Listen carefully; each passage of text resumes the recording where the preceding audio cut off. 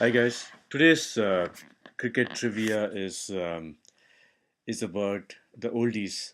So, did you know that the only Indian batsman to have scored a century in Test cricket after the age of 40 is actually Vijay Merchant back in 1951 against England. In the 1951-52 series. Nobody else, no, I mean, no other Indian batsman has scored a century after the age of 40. So Tendulkar has two more tests, against the West Indies, as you know, his last two tests to either equal or break that record. So let's see what he does. It's been 2 years since he scored a century, so hopefully he gets at least one and equals the record.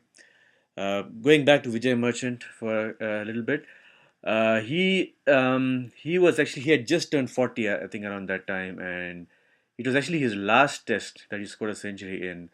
He scored a century as an opener, and he was for injured during that match, and he could not play the rest of the series. This was in the first test. And what actually happened was in that series was the fifth test was the very first time that India actually scored a test victory against any team. So, and this was, I think, in Chennai. The fifth test was in Chennai against England, and that's when India scored their first ever test victory. And of course, the series was 1-1. England had already scored a victory in the fourth test, but still, it was India's first ever test victory. That's it for today.